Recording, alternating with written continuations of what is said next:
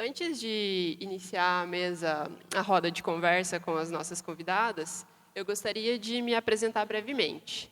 Então, eu me chamo Bárbara Fonseca, eu sou doutoranda em História na Universidade Federal do Paraná, mestre em História e historiadora também pela UFPR. Então, a minha formação é no campo da História. De fevereiro de 2022 até meados deste ano de 2023, eu trabalhei aqui no Departamento de História do Museu Paranaense e eu estou como mediadora hoje, pois, juntamente do Felipe, que está aqui na plateia, coordenador do setor de História, e também juntamente da diretoria do MUPA, eu fui uma das pessoas que auxiliou, conseguiu arquitetar o acontecimento dessa mesa. Eu gostaria de ler um breve texto aqui para introduzir a mesa, antes de realizar as perguntas. Então, seguindo, de início, quando chegou a proposta de parceria e constituição de uma mesa de conversa acerca das relações entre mulheres, Brasil e França, eu passei a pensar no que eu tinha aprendido na universidade acerca dos estudos de gênero e da história das mulheres. Obviamente, a bibliografia que apareceu em minha mente, de início, era toda branca. Pensei primeiro em Michel Foucault, em Simone de Beauvoir, em Michelle Perrault e outros nomes. E não que essas pessoas não sejam importantes ou não tenham, em certa medida, revolucionado a maneira que a gente pensa a história, as mulheres, os estudos de gênero. No entanto, agora, quando eu escrevi esse texto, eu ainda não lembro, mas eu não lembro exatamente quem me questionou, mas eu fui questionada, né? São ótimos autores e autoras, mas cadê a interseccionalidade nesse pensamento? Onde, então, as mulheres e as feministas negras? E, realmente, onde estava e onde está a interseccionalidade no meu pensamento? E, juntamente disso, eu também me questiono onde estavam e onde estão as feministas brasileiras dentro dessa ideia. E, ao me questionar onde estariam as feministas brasileiras, eu lembrei de uma vez que eu li uma fala da Angela Davis quando ela esteve no Brasil, em que ela falou: eu sinto que estou sendo escolhida para representar o feminismo negro, mas por que aqui no Brasil vocês precisam buscar essa referência lá nos Estados Unidos? Acho que eu aprendi mais com Lélia Gonzalez do que vocês aprenderão comigo. Obviamente, a fala da Angela Davis é repleta de modéstia, mas ela tem razão ao afirmar que a Lélia Gonzalez, desde a década de 70, já pensa a interseccionalidade e o feminismo negro aqui no Brasil, mas foi pouco ouvida. E aqui acrescento não só a Lélia Gonzalez, mas também outros nomes importantes do feminismo negro, que também foram colocados às margens da academia. E só mais recentemente passaram a ser pensados e validados, como a Conceição Evaristo e a Sueli Carneiro. Enfim, eu não pretendo aqui me alongar mais do que isso, eu quis apenas refletir um pouquinho sobre o processo de criação dessa mesa, que resultou em uma combinação entre as duas convidadas que sentam aqui do meu lado direito. E essa mesa, então, ela tem esse objetivo de ser uma conversa sobre possíveis trocas de experiências e saberes acerca de ser mulher, principalmente uma mulher negra na França e no Brasil. E aqui eu ressalto, então, que o meu papel é apenas de mediadora. Então, passando para as apresentações, primeiramente, eu gostaria de apresentar a Aline Mota, que é a primeira convidada sentada aqui do meu lado direito. A Aline nasceu no Rio de Janeiro, mais especificamente em Niterói, e atualmente ela mora em São Paulo. A Aline, na sua produção, ela combina diferentes técnicas e práticas artísticas, como a fotografia, vídeos, instalações, performances e colagens. Tudo isso de uma forma crítica, reconfigurando memórias, em especial as afroatlânticas, construindo novas narrativas que invocam uma ideia não linear do tempo, que é o que a gente vai conseguir perceber muito bem na performance que será a seguir depois dessa mesa. A Aline já foi contemplada por diversos prêmios e realizou diversas exposições por todo o Brasil e também fora do Brasil, tendo recentemente participado de exposições importantes, como Histórias Feministas, Artistas Depois de 2000, do MASP, Museu de Arte de São Paulo, Histórias Afroatlânticas, também no MASP, Quando Cambia o Mundo, do Centro Cultural Kirchner, em Buenos Aires, Pensar Tudo de Novo, na França, e em 2020 a Aline também lançou uma exposição individual chamada Aline Mota, Memória, Viagem e Água, no Museu de Arte do Rio de Janeiro. E, em 2022, a Aline lançou seu primeiro livro, A Água é uma Máquina do Tempo, pelas editoras Fósforo e Luna Parque Edições. Que é esse aqui, ele está no cantinho ali, né? Enfim, depois da nossa conversa, vocês podem perguntar mais sobre. Agora, passando para a nossa convidada, Laura Nsafou, espero ter falado certo o sobrenome. A Laura, ela nasceu na França, ela é filha de pai congolês e mãe martinicana, é uma escritora e blogueira afrofeminista que aborda em seu blog, o Mr. Roots, questões relacionadas ao afrofeminismo na França e a visibilidade das literaturas afro. Desde a criação da sua plataforma, que se chama, que o link seria mrroots.fr, se você coloca lá no Google já aparece, até a publicação do seu best-seller, que em francês seria algo como, aí vocês me perdoem, como un million de papillons noirs, que em português fica como 1 milhão de borboletas negras. A Laura, ela se interessa, então, pela essa falta de representatividade na sociedade francesa. E, além do Como 1 milhão de borboletas negras, a Laura também publicou outros livros infanto-juvenis, como o Nos Jours Brûlés, Nossos Dias Queimados, e Amour Croisé, Amores Cruzados. Enfim, agora eu passo a fazer perguntas para as nossas convidadas. Eu gostaria de afirmar que, depois das perguntas que eu planejei, a gente vai abrir para perguntas para a plateia. Aí a gente combina na hora, se faz a pergunta na hora ou se faz um bloco. Enfim, isso a gente vê. Então, primeiramente, agradecendo as duas convidadas. A primeira pergunta que eu faço é muito básica, na verdade, mas que eu acho que é muito profunda também, ao mesmo tempo, que é saber o que levou, o que aproximou as duas da arte, né? O que motivou a Aline a criar suas performances e a Laura a escrever. Olá. Boa tarde a todos. Estou bem feliz de estar aqui em Curitiba. É a primeira vez que eu venho, mas com essa acolhida assim, tão calorosa, eu vou voltar muitas vezes. Também estou bem feliz de estar aqui nesse museu. Eu não conhecia muito e agora estou muito impressionada. É lindíssimo, não só né, as obras, mas a expografia.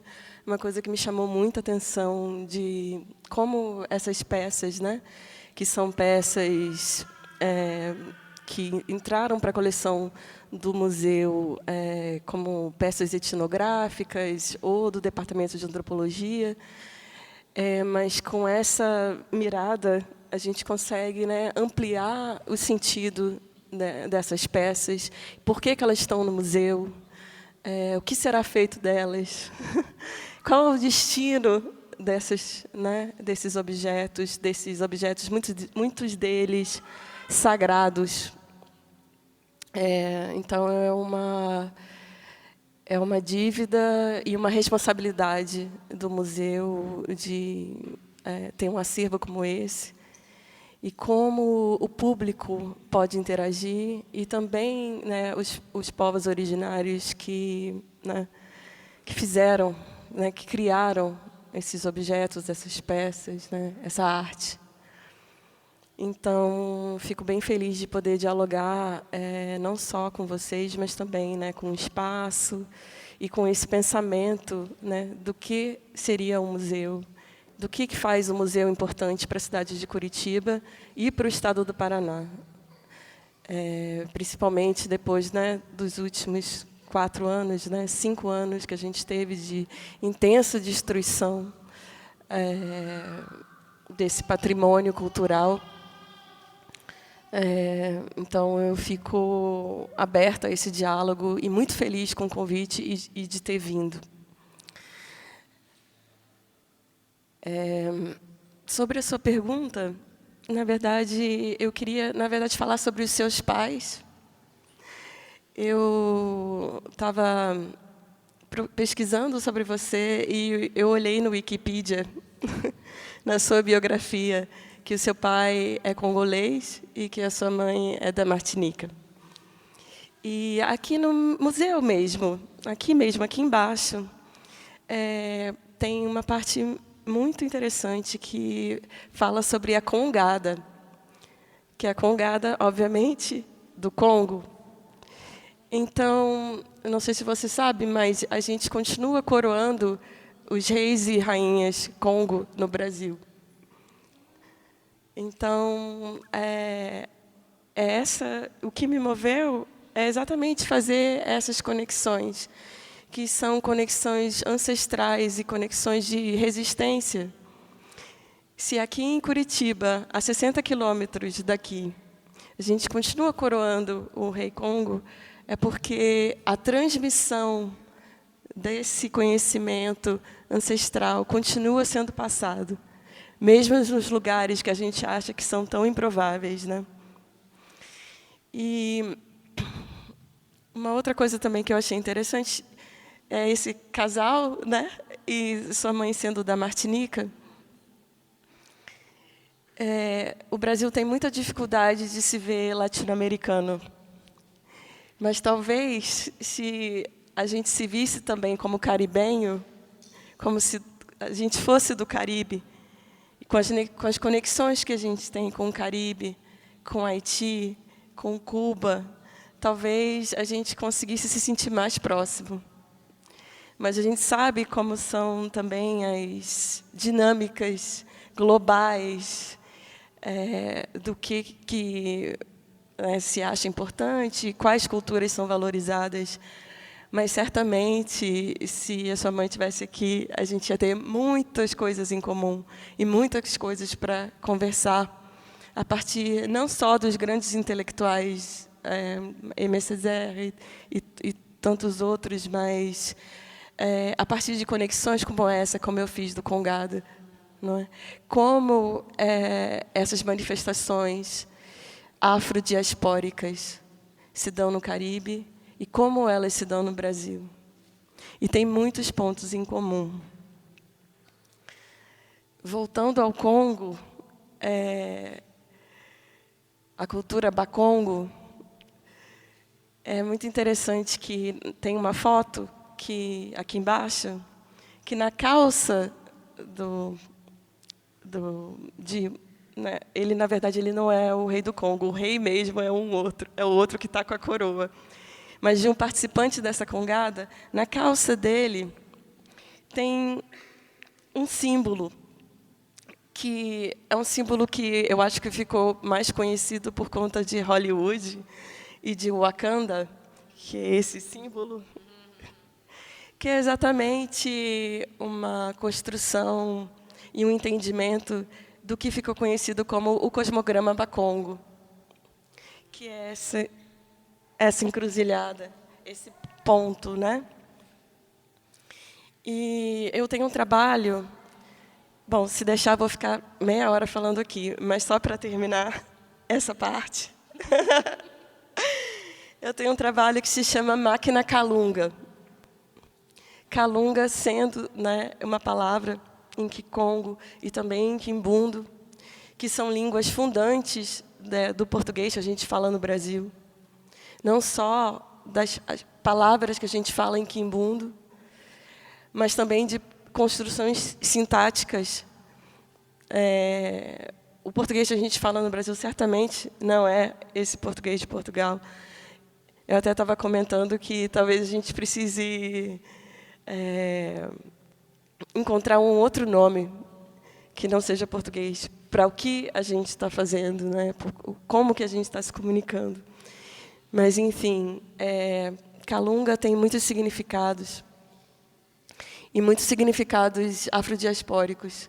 Ou seja, como essa palavra, quando ela cruzou o Atlântico, que outros significados ela adquiriu. Mas, originalmente, nessa construção em cruz, a Kalunga seria essa linha horizontal, que separaria ou uniria o mundo dos vivos e para o mundo dos mortos.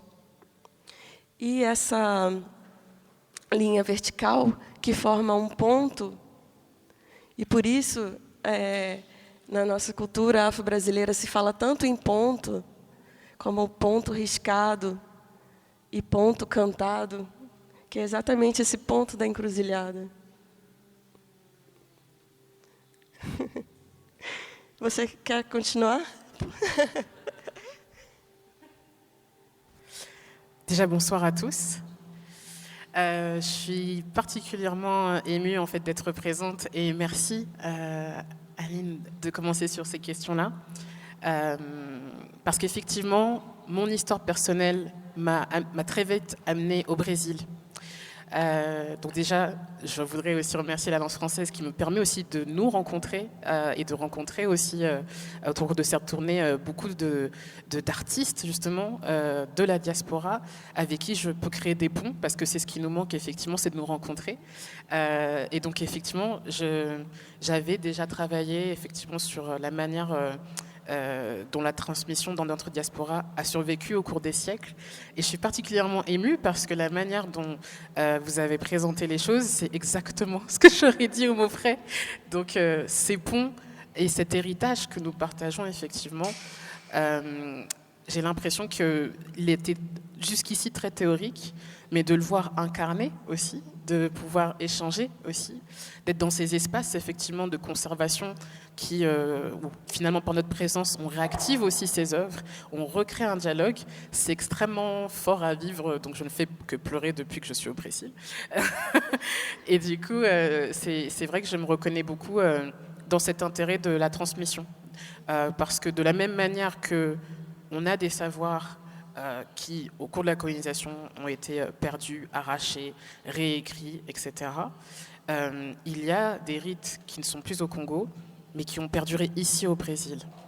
Et ça, c'est vraiment un travail qui me passionne depuis des années, qui m'a notamment amené à écrire Nos jours brûlés, donc une trilogie de science-fiction, mais qui s'inspire de nos cosmogonies. Donc la manière dont on a des divinités des eaux qui vont à peu de choses près avoir des noms très différents, mais qui traversent toute la diaspora, que ce soit Maman de l'eau, que ce soit Yemanja, Mami Wata, etc. Donc c'est tout ce travail de comment en fait notre héritage a souvent en fait voyagé et survécu aussi, qui a alimenté mon travail effectivement également. Donc évidemment il n'y a pas de hasard si on se rencontre aussi aujourd'hui dans la composition de cette table ronde, mais c'est comment aussi ces savoirs qui sont venus jusqu'à nous aujourd'hui, en plus de la résistance, relèvent aussi de la survie. Et donc pour répondre justement à cette question de qu'est-ce qui anime mon travail, il y avait déjà, d'un point de vue de lectrice, une recherche aussi, de savoir pourquoi je ne me vois pas dans cette littérature française qui ne représente pas en fait la société française, mais seulement une version très normée et blanche et masculine et bourgeoise. Et puis surtout, explorer aussi la richesse de notre diaspora. Puisque en littérature jeunesse, c'est l'exemple que je donnais ce matin à des étudiants, on va vous montrer des personnages marrons. Et on ne sait pas s'ils viennent d'Afrique, on ne sait pas s'ils viennent de la Caraïbe, du Brésil. Il n'y a pas cette richesse qui est mise en avant. Donc pour mon livre Comme un million de papillons noirs, pour vous redonner aussi le contexte, je pensais que ce serait le seul livre que je pourrais faire, puisqu'il n'y avait pas d'autrice noire née en métropole mise en avant. Du coup, quand une éditrice m'a proposé de faire un livre pour enfants, j'ai pensé que ce serait ma seule chance de mettre une histoire qui ressemble finalement aux femmes de ma famille et aux personnes que je connaissais. Et donc, je voulais montrer cette diversité de carnation, de cheveux, d'origine. Donc, faire des livres, c'est aussi cristalliser et laisser des empreintes, en nos termes aussi. Et c'est la même chose aussi pour les rites qui se perdent et qui s'effacent. Un autre livre pour enfants que j'ai fait, qui s'appelle Fadia et le chant de la rivière, met en avant un instrument de musique qui n'existe plus au Congo, que j'ai encore dans ma famille, que l'on trouve dans les musées aussi, dans les musées européens, mais qui est inaccessible qui devient de plus inaccessible pour les descendants finalement congolais aujourd'hui. Donc, en faire un livre, c'est montrer qu'il a existé, c'est essayer de retranscrire sa sonorité, c'est essayer de ne pas en faire seulement un objet de musée, et c'est aussi participer à un héritage pour que ça ne disparaisse pas totalement. Donc je pense qu'on se retrouve pas mal effectivement sur comment aujourd'hui on laisse des traces, on les conserve et on laisse des espaces aussi pour les réactiver en les incarnant à notre tour. Eu só queria complementar o que você disse. Às vezes alguém pergunta por que você escreveu um livro, já que Eu, no meu caso, né, que eu venho do cinema, então eu já fiz filmes, e agora até também tem a performance, que na verdade é uma leitura, mas é mais fácil chamar de performance. Mas por que escrever um livro? E é interessante. E eu acho que fazem essa pergunta para a gente, e às vezes eu não vejo essa mesma pergunta feita para escritores brancos, né? E porque tem essa ideia de que a gente vem de uma cultura oral, né? Que o conhecimento é passado através da música, do corpo, de outras expressões, e não exatamente do livro, né? Eu acho que até tem um provérbio que diz: nós não escrevemos no livro, nós escrevemos no peito, né? Nós escrevemos no próprio corpo. Mas então, por que escrever um livro? Eu acho que é esse entendimento de que um livro ele fica para sempre. Ele entra, né, em bibliotecas. Tudo bem, a gente pode até destruir as bibliotecas ou queimar os museus que tem no Brasil, mas a ideia de que ele tem uma materialidade, que ele não pode ser facilmente destruído, né, como um tiro pode matar uma pessoa. O livro ele fica. E por isso eu escrevi o livro, para que essas histórias dessas mulheres da minha família, para que elas ficassem registradas e que pudessem, né, ter um outro tipo de expressão e também um outro tipo de difusão, que é muito importante, né, principalmente num país tão grande quanto o Brasil. A primeira edição do livro teve 1000 cópias. E essas 1000 cópias foram vendidas em menos de um ano. Ele já está na primeira reimpressão. E isso é considerado no Brasil uma grande vendagem para um livro de poesia, que não é exatamente um livro de poesia, mas saiu como livro de poesia porque o mercado editorial não sabia onde encaixar um livro que tinha tantos gêneros literários. E a poesia é tão generosa que abarca todos eles, né? Ou a poesia é tão dissidente que abarca um livro com diferentes, né, fragmentos. Mas foi por isso que eu escrevi, né, para que esses 1000 livros, agora acho que já são uns 1500, né, que ele possa chegar, né? Porque um filme, se eu faço um filme e esse filme está no museu, quem vai até o museu? Bom, esse museu aqui é gratuito, mas o MASP, por exemplo, né, onde eu tive várias exposições lá, é o ingresso mais caro do Brasil. Então, um livro ele é mais acessível. Ele está aqui na Biblioteca do Paraná. Inclusive, foi até destacado no Instagram, eu fiquei muito contente. A gente sempre ama quando as bibliotecas, né, principalmente as bibliotecas, né, falam do seu livro ou colocam nas suas revistas literárias. Tem uma revista literária que chama Cândido, né, que também falou do meu livro. Então, fico bem feliz. Mas é isso. É uma maneira de que, cada vez mais, né, essas histórias possam chegar a mais pessoas e uma maneira de que fique para sempre. C'est vrai, et j'ai l'impression aussi que, à la manière de la pluridisciplinarité de ton parcours, j'ai l'impression de retrouver souvent ça dans le travail artistique aussi des femmes issues aussi de groupes minoritaires. Et je ne pense pas que c'est un hasard, puisqu'il faut aussi qu'on investisse tous les types d'art aussi. Et c'est vrai que pour ma part, même si justement on présente la majorité de mes livres, il y a un intérêt à questionner l'accessibilité des différents publics. Donc souvent on me présente comme une autrice jeunesse ou une romancière ou comme une scénariste de livres, mais je suis une auteure à la fin de la journée.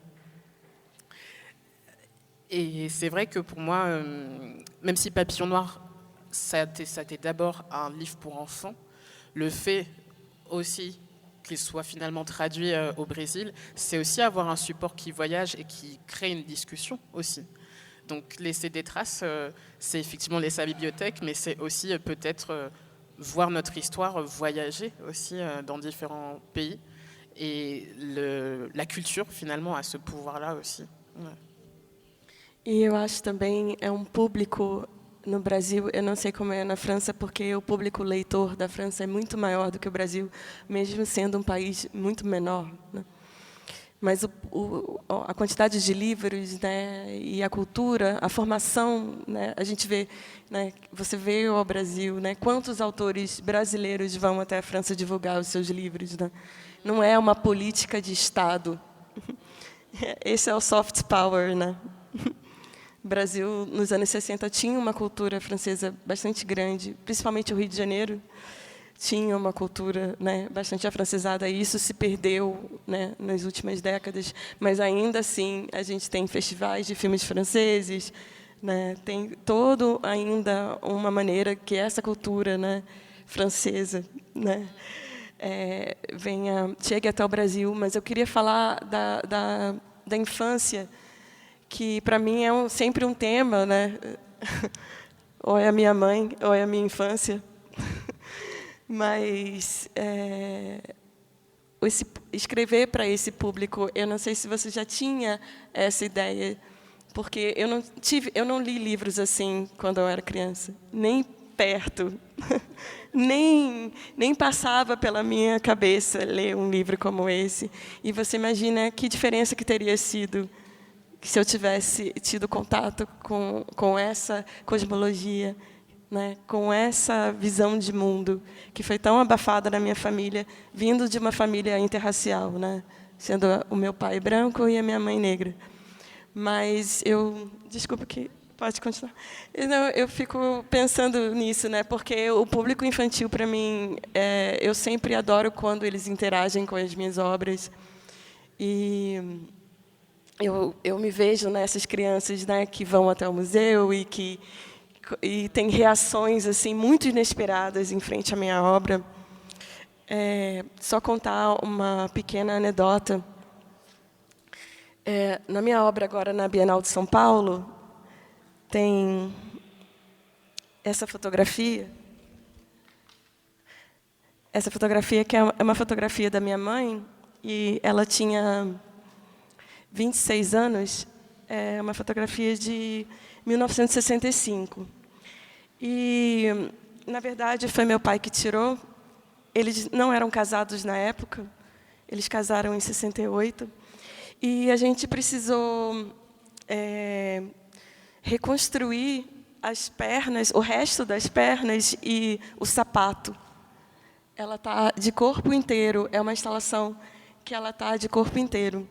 E quando a gente estava fazendo a animação, a animadora tirou uma foto de um sapato e aplicou um sapato na minha mãe. E eu falei, nossa, você realmente não conhecia ela, porque ela era muito vaidosa. Ela jamais usaria esse sapato. E daí a gente criou um sapato que, com certeza, né, ela usaria na década de 60, sendo uma mulher extremamente vaidosa. E nessa animação que a gente fez, é uma animação muito sutil. Eu adoro tecnologia, mas também eu gosto de que seja uma coisa meio artesanal. Então, ela faz pequenos movimentos. Ela começa a respirar, e aí dá uma piscadinha, mexe um pouco a cabeça. É muito sutil, você tem que ficar um tempo na sala. E daí, meu irmão veio e, imagina, ficou abalado, né? Para dizer o mínimo. Mas, quando ele estava na sala, tinha uma mãe com uma criança. E a criança ficou achando que a minha mãe estava ali mesmo, que era uma pessoa. E fez assim para encostar no braço dela. E meu irmão ficou... Eu acho que essa é a força da imaginação, né? É uma criação que eu fiz, e imaginando que movimento que ela teria. ou um movimento em loop, né? Porque ela é interessante isso, se chama máquina do tempo, né? A água é uma máquina do tempo, e a máquina do tempo é exatamente isso. Todos os dias ela está com 26 anos. Todos os dias ela faz 26 anos naquela sala. Ou é 1965 ou é 2023. E quem interage? Mas eu fico curiosa, voltando para você e esse livro, que é uma referência, né? Eu acho que para mim adulta, ou seja, é uma nova máquina do tempo, né? Eu lendo esse livro, eu também volto a esse tempo que eu era criança. Mas se você realmente pensou nesse público infantil, que é um público infantil tão relegado, assim, pelo menos no Brasil, não tem muito, e de autoras negras menos ainda. Alors, c'est une très bonne question. Je ne suis pas sûre qu'on me l'ait déjà demandé. En fait, je suis obligée de revenir à la lectrice que j'ai été pour adresser l'autrice que je suis aujourd'hui. Et quand j'avais 8 ans, je m'excuse parce qu'il y a des gens dans cette salle qui ont déjà entendu cette anecdote, mais quand j'avais 8 ans, notre professeur a demandé à ma classe que tous les élèves choisissent un livre avec un personnage qui leur ressemble. C'était dans les années 90. Et donc, nous sommes tous allés dans la bibliothèque de l'école. Et donc, j'ai vu mes camarades repartir avec des tas et des tas et des tas de livres. Et moi, je ne pouvais pas en trouver. J'ai cherché. Il n'y avait pas de livre avec une petite fille noire sur la couverture. Et je crois que la seule chose que j'avais trouvée, c'est une petite bande dessinée à la fin d'un magazine pour enfants où le personnage secondaire était noir. Et c'était un garçon. Donc, et quand je raconte cette anecdote, souvent je la souligne parce que un enfant ne se dit pas à cet âge-là oh, c'est pas grave, c'est la bibliothèque qui n'a pas tous les livres du monde et voilà ce travail de recul. Quand un enfant est face à cette invisibilité, il se dit juste qu'est-ce qui ne va pas avec moi? Et donc c'était ça mon contact avec la littérature jeunesse à l'époque.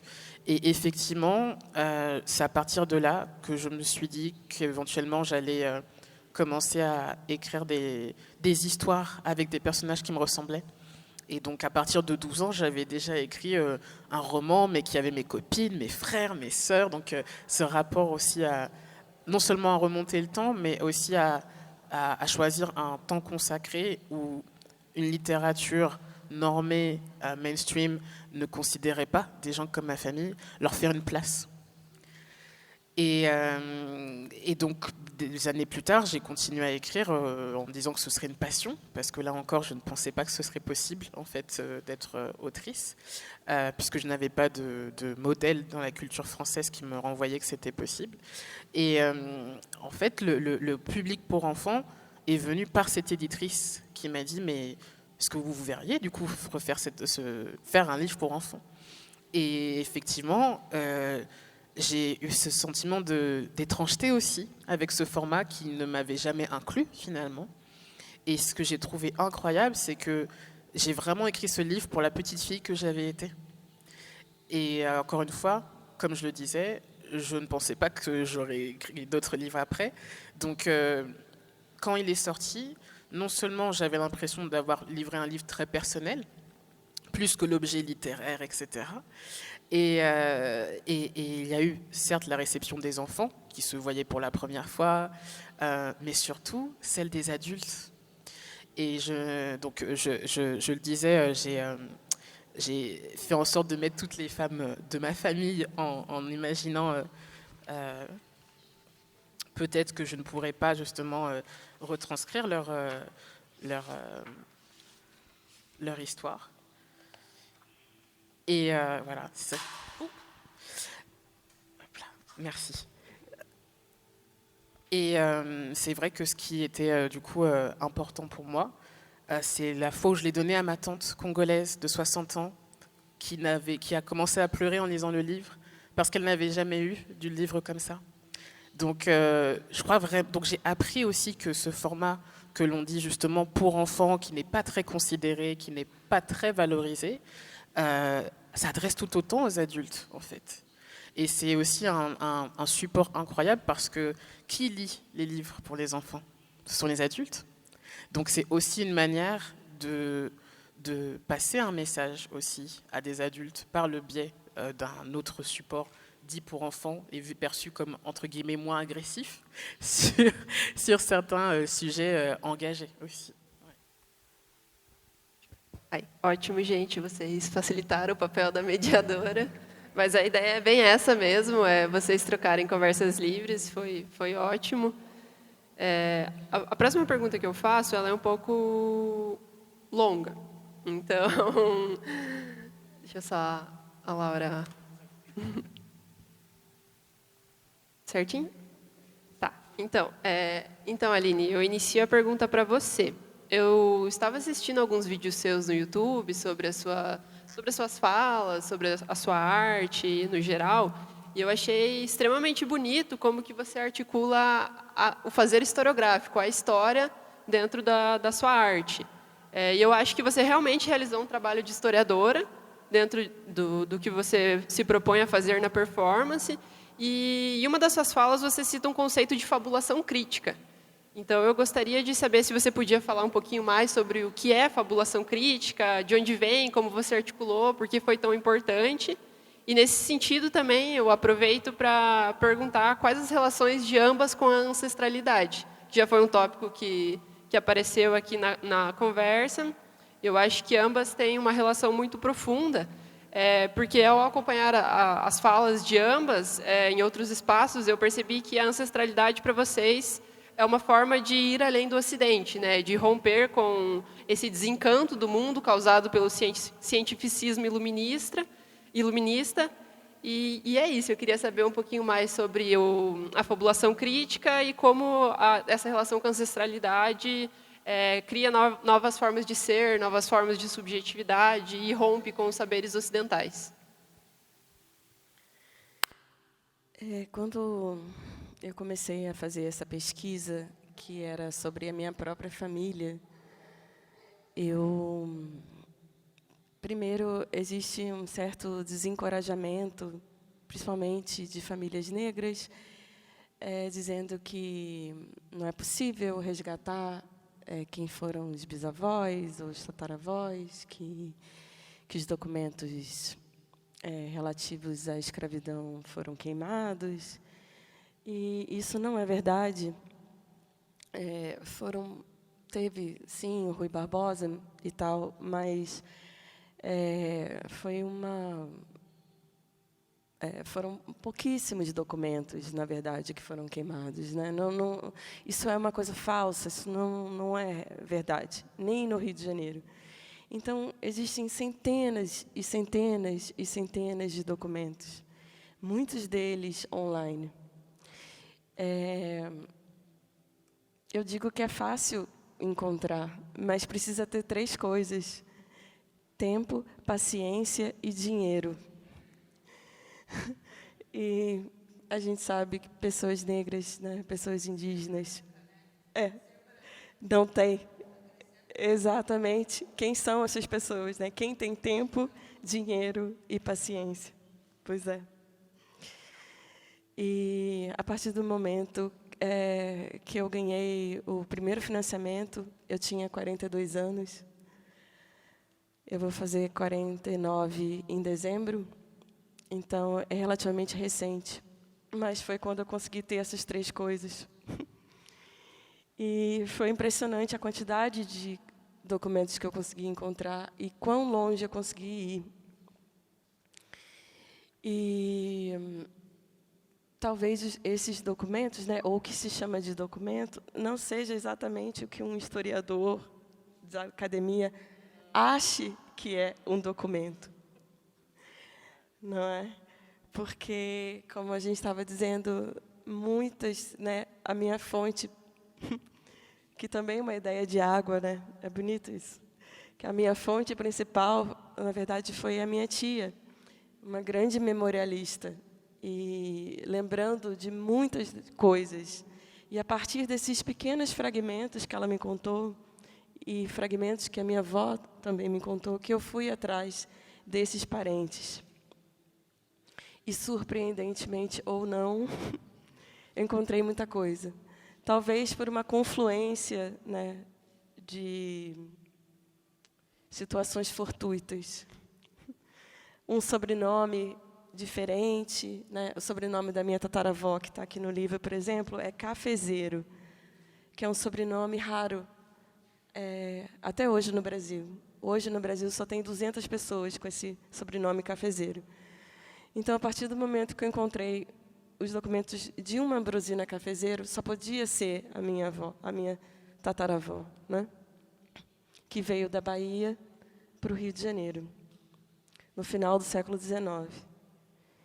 Então, o que é tão interessante, né, como, né, no caso eu como artista, mas vou também colocar essa veste de historiadora, é quando você consegue conjugar, é uma coisa tão evidente, né, mas às vezes a gente não consegue formar esses laços, a história de um país com a história da sua própria família. Então, foi muito interessante, a gente sempre no Rio de Janeiro ouve falar dessas tias baianas, das tias baianas, da tia Ciata, né? Do João da Baiana, né? Que era o filho da baiana. Que baiana! E todo um grupo ali, né? No centro do Rio de Janeiro. Então, quando você consegue conjugar que a sua própria tataravó veio do Recôncavo, ou de Salvador, talvez eu precise fazer ainda mais pesquisas, né, para descobrir o lugar certo. Eu acho que a cidade é Jaguaribe, mas eu não tenho certeza que fica no Recôncavo.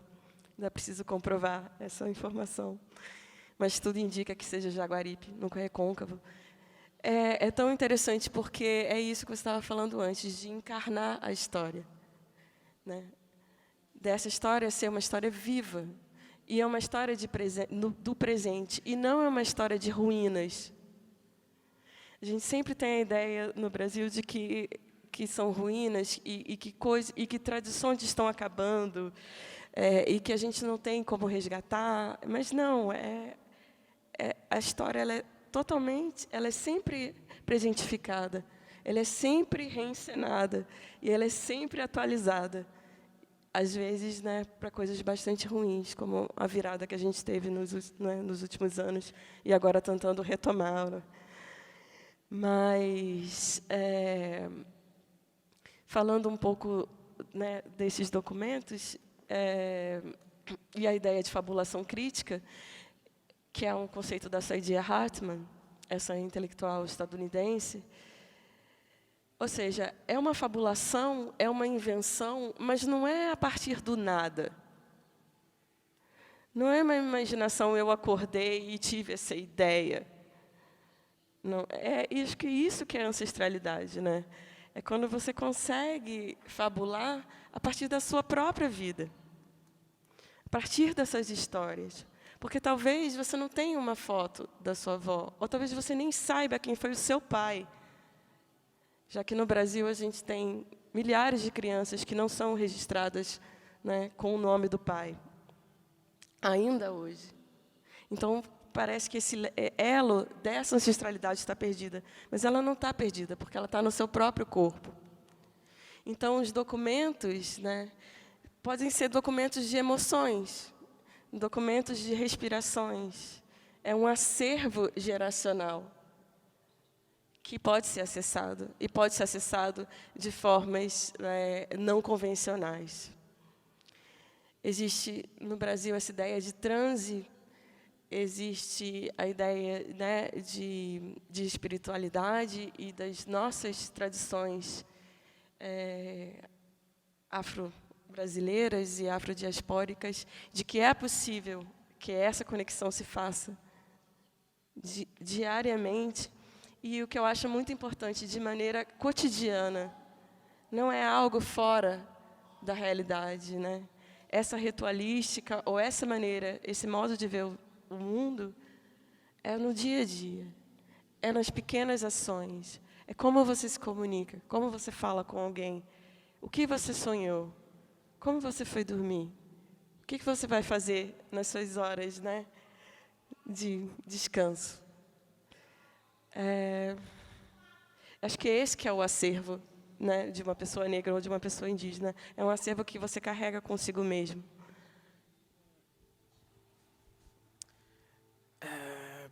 Il y a beaucoup de choses sur lesquelles je voulais rebondir, mais donc j'essaie j'essaie de mettre de l'ordre. Mais effectivement, je voulais revenir sur ce point qui est pour moi justement le noyau aussi de l'ancestralité. C'est comment notre histoire est dans la grande histoire. Encore une fois, je donne une anecdote parce que je trouve qu'elle est très parlante. Mon père, lui, était l'archiviste de la famille. São os congos, gente. Et du coup, c'est vrai que quand, en France, vous voyez la Seconde Guerre mondiale au lycée pendant 3 ans, mon père, lui, me disait qu'en 1940, Brazzaville, la capitale du Congo, avait été la capitale de la France libre. Et donc, pendant 3 ans, j'attendais que mes profs d'histoire signalent que Brazzaville, en 1940, avait été la capitale de la France libre. Ça n'est jamais arrivé en 3 ans. Et ça n'est pas non plus arrivé par la suite quand j'ai fait mon université. Et à partir de ce moment-là, j'ai compris qu'il y avait effectivement la grande histoire, celle qu'on voit dans les livres d'histoire, effectivement, mais aussi l'histoire qu'on ne dit pas. Et pour moi, c'est aussi ça l'ancestralité, c'est-à-dire que dès lors qu'on s'interroge sur quelle histoire est la plus accessible, il est important de se demander à quelle histoire nous n'avons pas accès. Et la spiritualité aussi, pour moi, c'est la même chose, c'est-à-dire que il y a un grand guérisseur et chercheur qui s'appelle Patrice Malidoma-Somé, qui a écrit un essai qui s'appelle Of Waters and Spirits, où il explique que cette division entre le spirituel et le réel est un héritage de la colonisation. Donc notre rapport au réel lui-même est influencé par la colonisation qui nous a amené à différencier ce qui est réel, ce qui ne l'est pas. Or, pour des gens de l'époque de la précolonisation, ça faisait partie de leur quotidien. Il n'y avait pas cette distinction. Et heureusement, ça existe encore dans certains peuples. Mais donc, c'est une conception du réel que d'imaginer qu'il y a cette division. Tout comme c'est une autre conception du réel que de partir du principe que ça nous entoure, que les deux sont liés, etc. Et donc, pour moi aussi, c'est l'ancestralité, c'est questionner notre vision de cette réalité-là. Qu'est-ce qui fait qu'aujourd'hui, on reproduit cette division ? Est-ce qu'on a un regard critique, justement ? Est-ce qu'on s'autorise à se poser la question de est-ce que pour moi la spiritualité est quelque chose à part du réel, ou au contraire, est-ce que je me suis autorisé à chercher ce qui fait sens pour moi au quotidien ? À quoi ressemble ma réalité si je m'émancipe de l'imaginaire occidental qu'on nous a mené ? Et donc pour moi, justement, c'est là où est la fracture avec l'Occident, c'est déjà d'accepter que l'imaginaire occidental est un imaginaire subjectif et construit, et qui, du coup, a complètement s'est érigé en norme dans beaucoup de pays, alors qu'il y a d'autres conceptions, en fait, de la vie. Et ça m'a toujours, effectivement, intéressé de savoir comment, finalement, même à travers l'art, on peut, et je pense que c'est le rôle de l'art aussi, c'est de proposer d'autres réalités. C'est aussi de changer aussi de ses sources. Donc on parlait de recherche. Et effectivement, pour ma trilogie qui se passe du coup entre nos cosmogonies afro-diasporiques, il y a eu ce travail non seulement d'aller chercher des sources, mais de savoir qui les disait. Par exemple, j'ai fait une liste de documents écrits uniquement par des chercheurs africains. Ça veut dire du coup rompre totalement avec une littérature de l'ethnologie, de la sociologie, et donc où finalement les spiritualités africaines sont uniquement sujets et pas racontés par des gens qui la vivent. Et je crois que c'est un peu la même chose dans la littérature quand on parle de réalisme magique. C'est un concept théorique, mais pour des gens, quand j'ai interrogé mon père ou même ma grand-mère, qui me parlait d'esprit, etc., il y avait une proximité. C'était pas du fantastique, c'était pas de la science-fiction, c'était son réel à elle. Donc, quelle conception en fait est mise en avant quand on parle de réalité? Est-ce que l'ancestralité, justement, outre ce truc qu'on veut nous présenter comme quelque chose d'extrêmement lointain, n'est pas finalement autour de nous, en fait? Et est-ce qu'on s'autorise à l'explorer aussi? Donc tout ça, c'est vraiment, pour moi, quand on commence à ouvrir une porte, on est obligé en fait d'ouvrir d'autres portes sur ce qui nous est servi comme norme par rapport à quelque chose de lointain, de perdu justement, d'oublié, de réécrit, et de savoir est-ce que l'histoire que mon père me raconte n'est pas justement un premier pas vers cette ancestralité.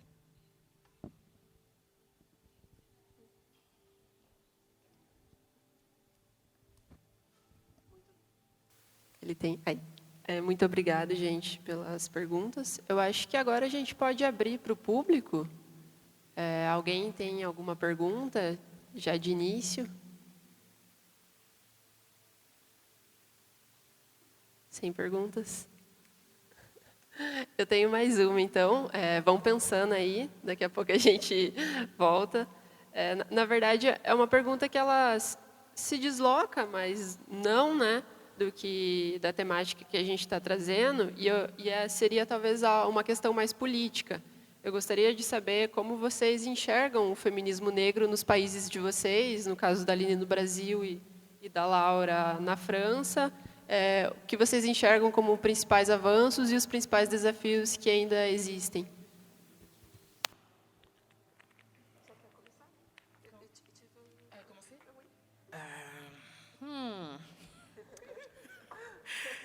Grande question.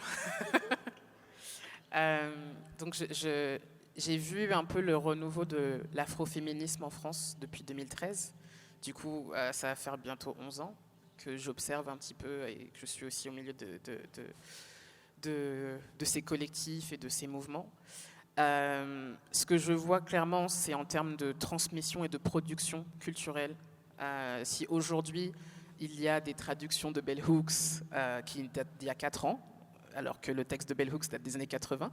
Donc, si aujourd'hui on a accès à des pensées féministes et qu'elles sont plus accessibles tant dans le cinéma que dans les documentaires, que dans la littérature, etc., c'est parce qu'il y a eu un afroféminisme français en France qui a poussé en fait justement à ce que ce soit une conversation en fait dans la sphère publique. Et même des notions que l'on a vu pas mal voyager avec les réseaux sociaux, comme le blackface, par exemple, sont aujourd'hui vulgarisées, alors que ça ne l'était pas il y a moins de 10 ans. Donc je pense qu'il y a vraiment une sensibilisation à des questions justement de discrimination que l'afroféminisme a permis de vulgariser. Maintenant, il y a une réalité, c'est que le climat politique de ces dernières années aussi en France n'a pas permis à beaucoup de collectifs de survivre, que les défis aussi sont économiques. Comment on continue à faire collectif et à faire communauté quand on n'a pas de local pour accueillir les gens, quand on est aussi ciblé par l'extrême droite, par des militants. Et je pense que pour donner un exemple que je donnais aujourd'hui, avant je pensais que lorsque je donnais des conférences sur l'afroféminisme, je m'attendais à avoir peut-être des manifestants d'extrême droite présents. Maintenant, le simple fait de faire une conférence sur un livre comme Papillon Noir amène ce type de public. Donc je vois aussi un climat en fait de plus en plus tendu. Et donc, avec ce climat plus tendu, il y a la question aussi de se protéger. Donc, de plus en plus d'activistes disparaissent un peu des radars. Et donc, c'est compliqué de s'organiser collectivement quand on n'a pas la possibilité de se rencontrer et que l'on est ciblé, notamment via les réseaux sociaux, mais pas que, aussi dans la vie de tous les jours. Donc, il y a quand même une gravité en fait de la situation politique qui ne permet pas la présence par exemple de ces collectifs dans un dialogue avec le gouvernement par exemple. Et donc je vois en fait la production et les traces produites et la transmission qui se fait auprès d'une nouvelle génération sur ces questions justement de discrimination et d'afroféminisme, mais la survie de ces collectifs incarnés et de ces groupes et des collectifs m'inquiète quand même, m'inquiète beaucoup. J'espère qu'avec ces collectifs traverseront la crise politique que l'on connaît et sauront justement se réinventer parce que c'est ce que les militants ont toujours fait. Et c'est aussi notre culture de résistance dans notre diaspora afro. Mais ouais, c'est le regard un peu que j'ai aujourd'hui. Eu só posso imaginar a saúde mental.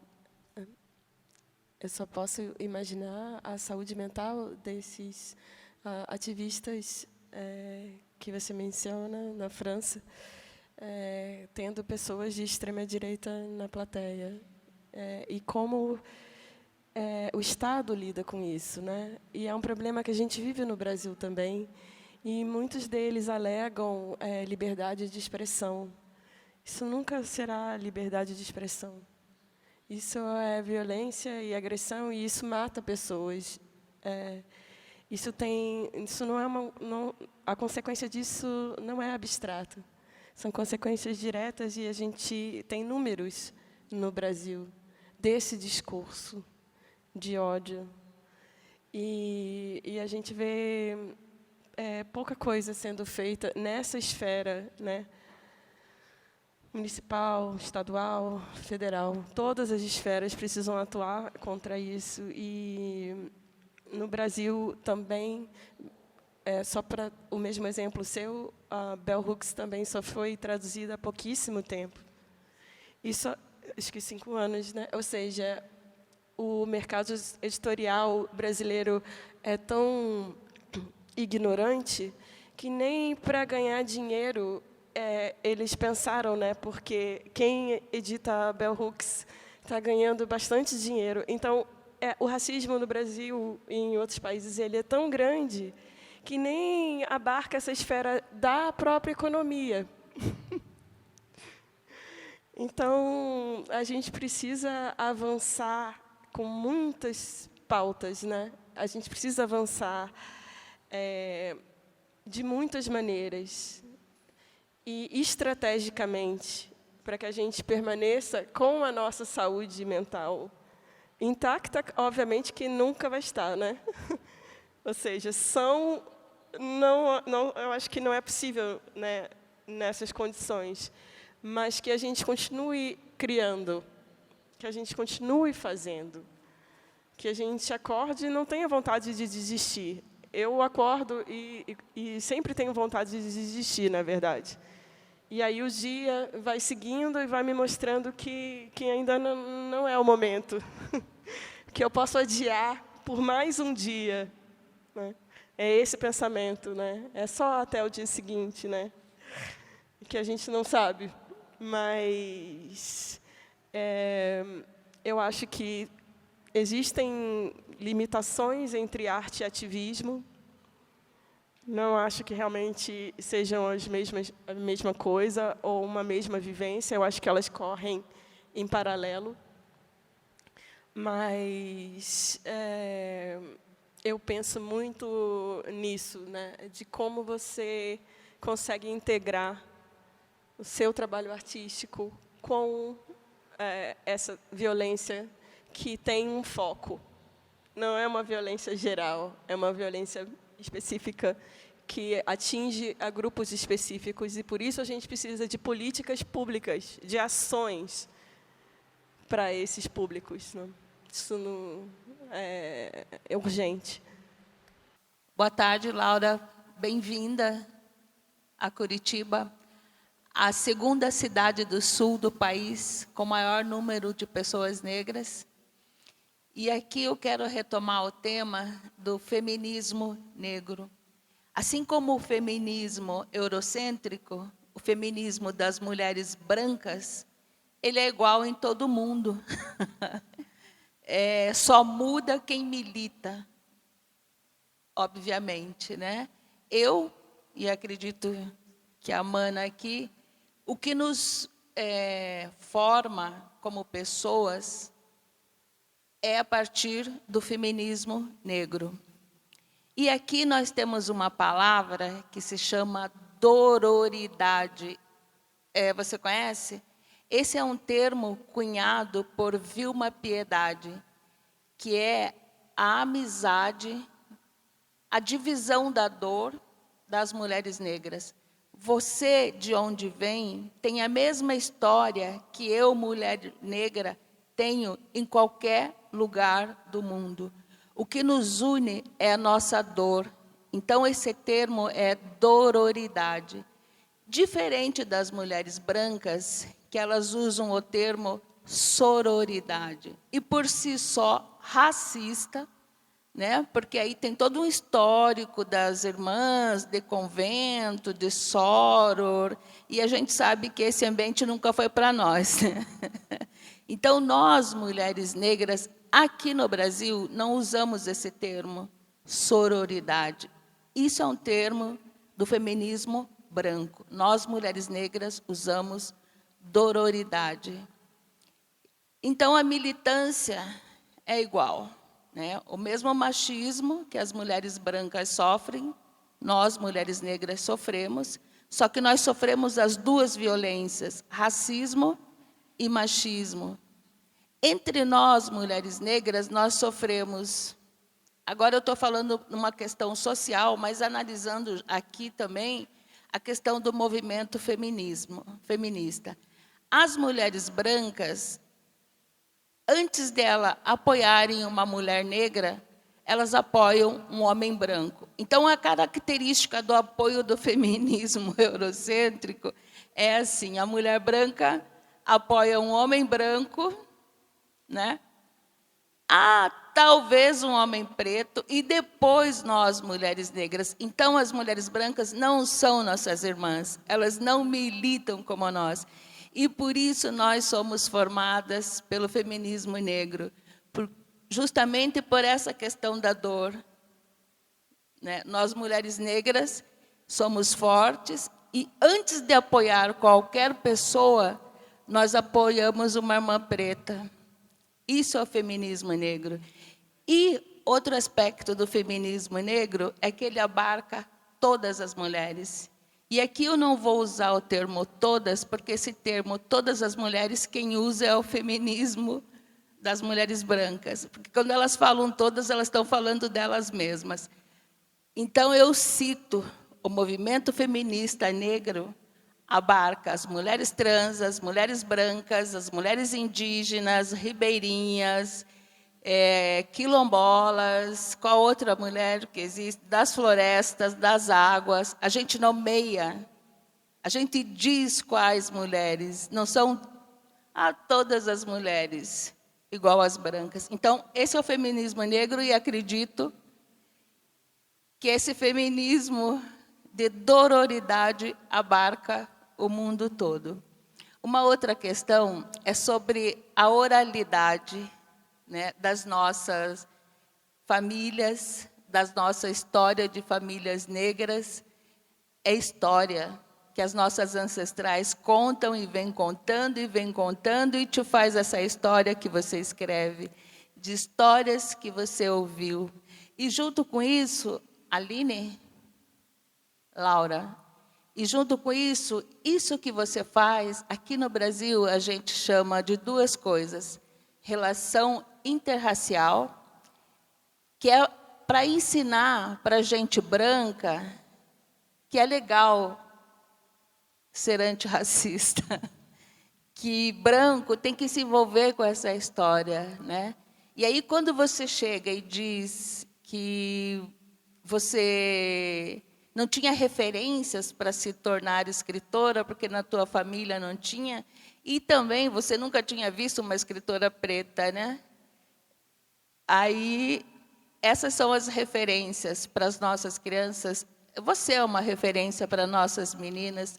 Rebeca Andrade, que hoje é ouro, né?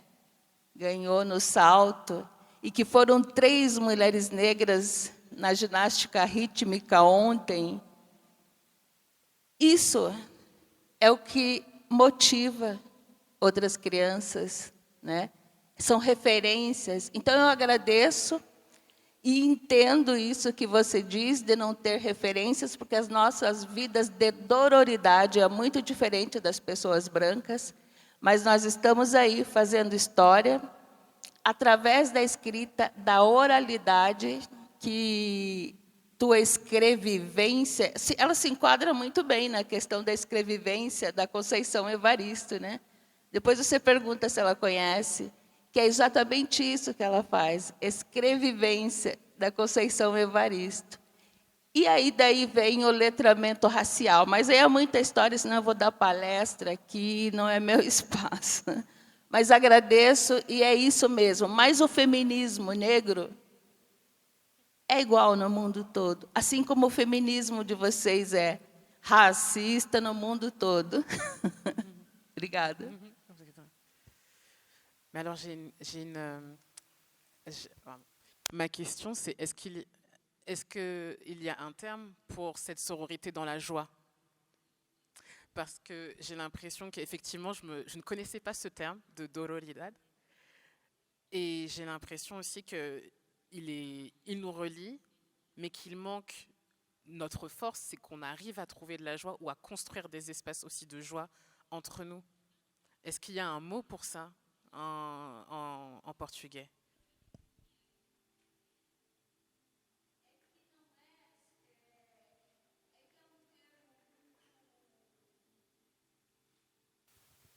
Ele não está exatamente ligado à dor, a essa dor que você imagina, né? Mas é sim uma marca dos nossos corpos, né? Porque uma das questões do movimento feminista negro é exatamente esse, que as nossas dores não contem as nossas histórias, né? Então não é sobre dor, é sobre uma relação, a nossa irmandade, fraternidade, é porque a minha dor é igual à tua. É sobre isso. Você pode explicar? Entendimento, né? Não, eu acho pelo seguinte, Laura, mas o sentido, né, da dororidade, né, essa tese que construída em torno da dor, no sentido de ser vista, né, e ser compreendida na sua dor, mas para além dela também, né, encontrando então na dor talvez um ponto de encontro, porque de fato somos invisibilizadas na sociedade, o nosso grito não é escutado, e entre nós uma oportunidade de ter alguém que nos escute, que nos acolha, e ali também um espaço de cura, né, um espaço de renovar forças e de seguir adiante. Então a tese é construída de fato em torno desse lugar que nos é comum, mas que ao mesmo tempo nos permite também nos encontrarmos, nos fortalecermos entre nós. Então a tese é em torno disso, mas obviamente não se limita à dor, ao sofrimento, né? É muito mais do que isso, né? Oui, parce que je vois très bien du coup ce sentiment que recouvre ce terme-là, et je n'ai pas cessé de le vivre depuis que j'ai rencontré des artistes brésiliennes ici, noires. Et il y avait ce sentiment d'être vue, d'être trouvée, des pleurs, des embrassades, etc. Donc c'était très incarné. Mais ce qui est ressorti de ce sentiment de se trouver, c'était aussi la joie. Donc c'est pour ça que je me demandais si par curiosité il y avait aussi un terme pour ça, parce que c'est un sentiment très particulier de traverser l'Atlantique, de rencontrer des personnes que vous n'avez jamais vues, même quand Aline a commencé à utiliser des termes qui auraient pu être les termes que j'emploie très souvent en France, mais où je suis la seule à avoir cette perspective-là, de voir voilà, cet effet de miroir.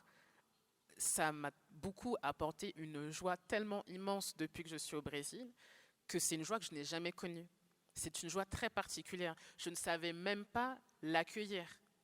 Donc c'est pour ça que j'étais curieuse de savoir s'il y avait aussi un mot pour ça. Mais je vois très bien Eu tenho uma coisa para dizer que o Brasil é profundamente Congo-Angola. Muito mais do que Iorubá, nada contra os orixás. Mas é pela quantidade de pessoas, né? Os dados que a gente tem hoje, né, do tráfico, de 80% Congo-Angola, Banto. E as nossas tradições afro-brasileiras, ou pelo menos, né, o que se mais conhece, o que o Brasil é mais conhecido são tradições Congo-Angola, que é o samba, a capoeira, né? Todas essas são tradições Congo. A congada, como eu disse, maracatu, tudo isso é Congo, não é Iorubá, não é do que hoje é a África Ocidental.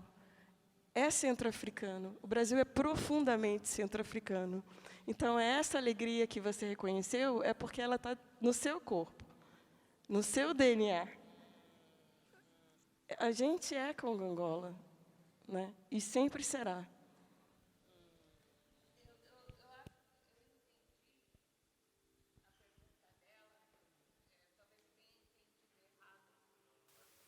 Mas eu entendi o que você fala, eu acho que eu entendi, pelo menos eu entendi assim, quando ela diz que não é só pela dororidade, mas a gente tem um hábito entre nós, negros e negras, de sim. A gente encontra uma pessoa preta, a gente se cumprimenta, sem nunca ter visto. Isso pela dororidade e pela fraternidade. E a gente meio que sente, né, quando um negro não tem consciência, quando a pessoa negra não tem consciência da sua negritude, ela nunca cumprimenta a gente. Mas a gente vê uma pessoa preta, e aí é a alegria da pessoa preta, é a irmandade de a gente sempre se cumprimentar. É quase que impossível você passar perto de uma pessoa negra e a gente não se olhar e não fazer um meneio de cabeça, dar um sorriso ou cumprimentar como se nos conhecêssemos há muitos anos. Isso é uma alegria de nos vermos, isso é pela dororidade. A gente se cumprimenta com alegria, porque as nossas dores são iguais. Então, a gente saúda o irmão, a irmã, justamente por isso. E isso é a nossa alegria.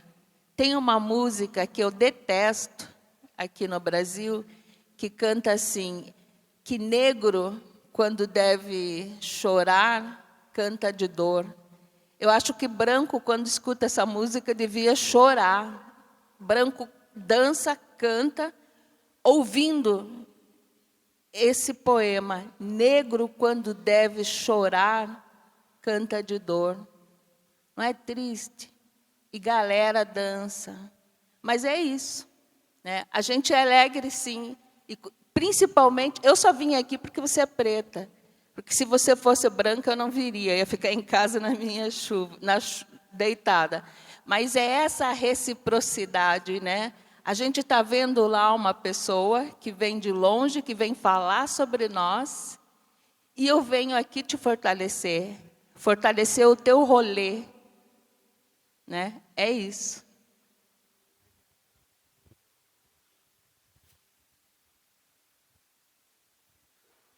Alguém mais da plateia tem algum comentário, alguma questão? Tá, primeiro.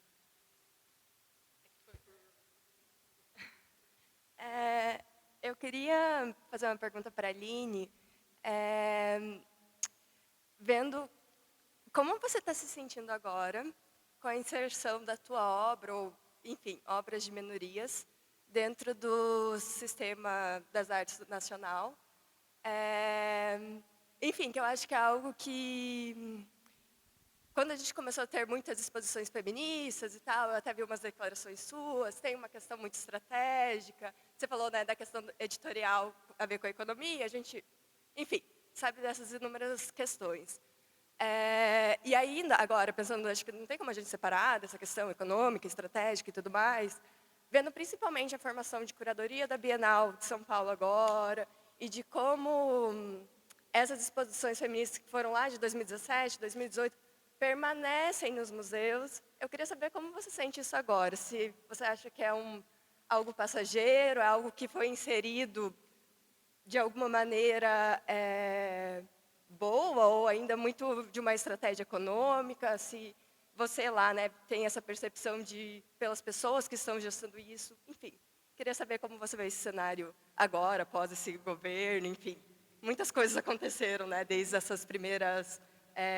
enfim, quando eu vi as suas declarações, principalmente no MASP ali, História das Mulheres.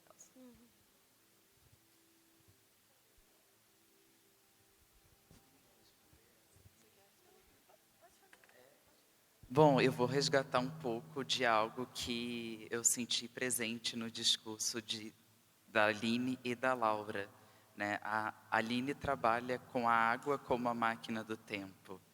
E a Laura menciona que o livro dela, de alguma forma, é uma máquina do tempo, porque a fez reencontrar com a Laura criança, né?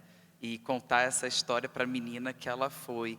Então, vejo que vocês são duas artistas que revisitam o passado de alguma forma, né, com diferentes recursos, mas eu gostaria de saber como é revisitar o passado, retornar ao presente e o que vocês colhem desse passado que é útil para um futuro, né? Então, queria saber como é, né, também lidar com essa viagem no tempo e voltar ao passado e olhar para o futuro. Essa pergunta sobre o mercado e a inserção do mercado, como eu cheguei um pouco tarde, né, nas artes visuais, eu trabalhei 15 anos com cinema diretamente, eu fui continuista, ou seja, trabalhava nos filmes de outras pessoas durante muito tempo. E então, quando eu cheguei, ou seja, quando as pessoas começaram a prestar mais atenção em mim, como eu disse, né, eu já tinha mais de 40 anos. Então, eu acho que uma certa maturidade para entender que são ondas, né? E essa onda, né, dos artistas negros nas artes visuais, eu ainda não vi ela acontecer na literatura, porque eu acho que a literatura tem... os agentes ainda impõem muitas barreiras, e os contratos que são feitos, né, com os autores são muito nocivos. Então, tem dificuldades maiores, eu acho, na literatura. Eu não sei se... Eu nunca tinha recebido um contrato desses antes, né? Um contrato que fosse tão nocivo ao criador quanto no mercado editorial. Então, a gente precisa avançar absurdamente assim na literatura, e por isso essa advocacia minha, ou uma espécie de advocacia em torno da leitura, em torno do livro, porque eu vi um ambiente assim muito difícil, mais do que nas artes visuais. Por mais que as artes visuais continuem sendo profundamente racistas, o mercado, né, literário é pior ainda. Então, a gente tem que avançar, como eu disse, com ações, né, com proposições, com estratégia, né? E eu ainda estou tomando pé ainda para poder fazer essa crítica pontual, né, do que eu acho que pode ser feito para mudar esse quadro. Porque não é só a formação de leitores, né, mas tem a questão do preço do livro, distribuição do livro, né, assim, são outros agentes mesmo do que das artes visuais. Nas artes visuais seria impossível alguém assinar um contrato ganhando apenas 10%, né, do valor de capa, né, que é o que o autor recebe, 10% do preço de capa. Jamais uma galeria diria, eu vou ficar com 90% e você vai ficar com 10%. Tudo bem, são agentes diferentes, é o papel que vem da China, né, eles vão te dar, o mercado editorial vai te dar muitas desculpas, né? Por que o livro custa esse valor, e por que ele não chega, ou por que as livrarias de rua estão acabando, e é a Amazon, e muitas coisas.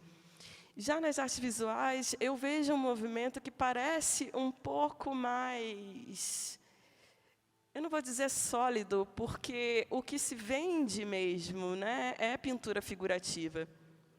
Ou seja, a gente está desde o início da pintura, né, quando as pessoas pintavam com o próprio sangue, né? O mercado, né, das artes ainda está, né, pintura, né, ainda está numa coisa que está estabelecida desde que o homem existe. E eu, como trabalho com vídeo e fotografia, o filme só tem 100 e poucos anos, né? Eu não estou trabalhando com uma tecnologia tão antiga, tão assentada, né? Que o mercado já incorporou, que você pode colocar, né, em cima do seu sofá ou vender, né? O mercado secundário de pintura é um mercado muito potente, muito forte. A gente vê, depois que os pintores morrem, né, o valor das suas obras. A gente tem um pintor negro maravilhoso chamado Sidney Amaral, que faleceu com 43 anos. Ou seja, ele nem chegou a ver a sua obra na Bienal de São Paulo. Isso é racismo, não é? Então, eu espero que... Eu sei que é uma onda, sim, e que ela vai quebrar, e outras ondas vão seguir depois dessa, mas eu sei que alguns artistas vão, eu espero que permaneçam, e consigam viver da sua arte. Eu acho que no Brasil os pintores e pintoras figurativos conseguem, né? Talvez escultura, mas acho que vídeo, fotografia já é um outro, está numa outra escala, né? E a outra pergunta, eu acho que rapidamente, é só para retomar e talvez, né, fazer assim um fecho, né? Eu estava falando da máquina Calunga, e por que eu inventei a máquina Calunga? E por que ela se chama Calunga? E eu digo que toda pessoa negra tem uma máquina Calunga, porque ela é a máquina de ver o invisível com seus olhos d'água. Então, unir isso, né, uma coisa tão tecnológica, tão recente na história, né, que é a fotografia, com esse conceito ancestral de que ela é capaz de ver o invisível. Mas... C'est une très bonne question.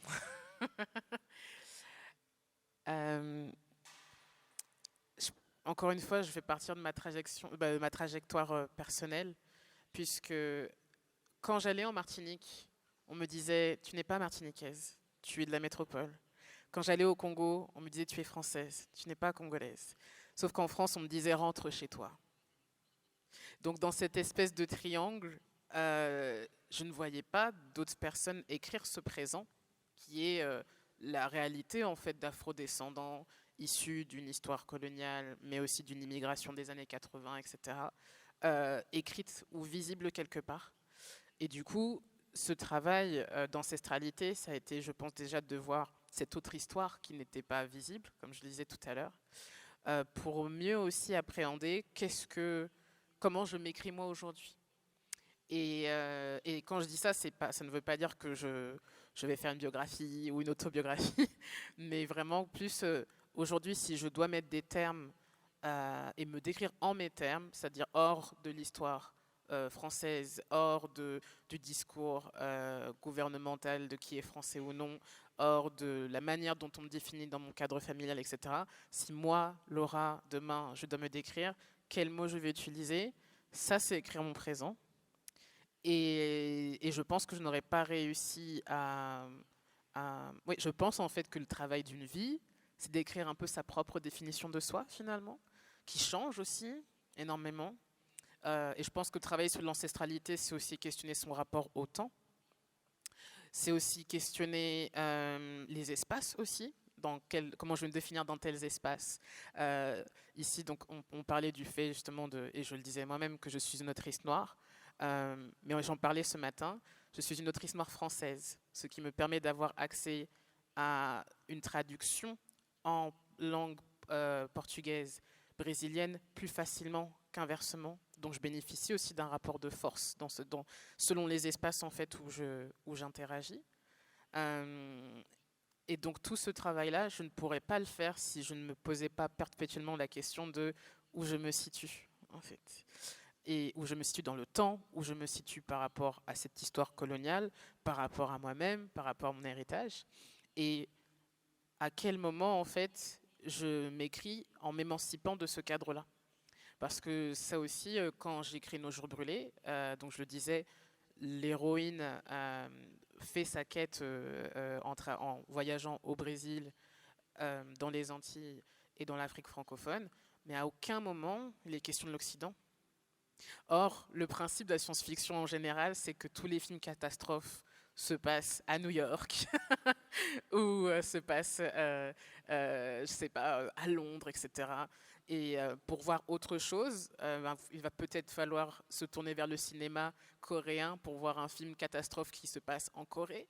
Donc, ça aussi, quel travail nous on fait au présent pour s'écrire soi, pour se placer soi, hors d'une narration globale et normée. Et je pense que c'est à partir de ça que... Et c'est très difficile d'écrire son présent. C'est très compliqué de trouver sa propre définition. Encore plus avec l'actualité où on nous demande tous de se positionner. Et en fait, je pense que c'est le travail fondamental pour réfléchir à son futur. Parce que là encore, donc étant afroféministe, je trouve ça très dur, justement, avec tout ce que ça demande de santé mentale, d'avoir de l'espoir, en fait, d'avoir des idéaux politiques, de garder cette foi. Et là, on revient à la spiritualité. C'est un acte de foi que d'être engagé politiquement, que de se dire, mon action, même si je ne vois pas le résultat, même si je meurs avant d'atteindre cette société débarrassée de toutes ces discriminations, etc., je le fais quand même. Ça, ce ne serait pas possible sans un rapport à l'ancestralité et sans le modèle de nos communautés qui ont survécu malgré des siècles et dont on a encore des traces aujourd'hui. Ce serait impossible si, je pense, on ne les avait pas comme premier modèle de résistance aussi. Donc oui, je crois que c'est indissociable en gros à la fois de notre présent et aussi indispensable pour avoir cette espèce d'horizon d'un idéal atteignable ou inatteignable.